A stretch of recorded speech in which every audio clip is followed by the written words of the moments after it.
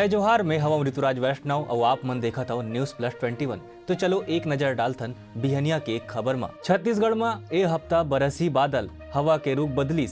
9 जनवरी ले बारिश के संग गिरही ओला। छत्तीसगढ़ में 24 घंटा में 2400 नवा कोरोना मरीज आई सामने। अकेले रायपुर में 752 संक्रमित मरीज, एक के मौत। झारखंड में एफपीओ बना के महिला कर डालिस कमाल। 2.5 साल में ही बेच दीस 6 करोड़ के सब्जी। देश में कोरोना के संक्रमित आंकड़ा तोड़ा थे रिकॉर्ड। दवा के मांग शुरू। सरकार हब फिर शुरू करीश आयात निर्यात हेल्प डेस्क। कोविड के बढ़त मामला के असर।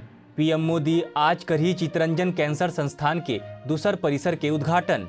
पंजाब के जमीन ले 5 राज्य के विधानसभा चुनाव ला पीएम केंद्रित बनाए के तैयारी।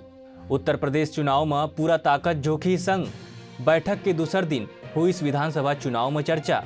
एक बूथ में अधिकतम 1250 मतदाता ही कर पाही मतदान।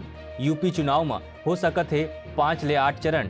पीएम के सुरक्षा में चूक, जांच कर ही 2 सदस्यीय समिति।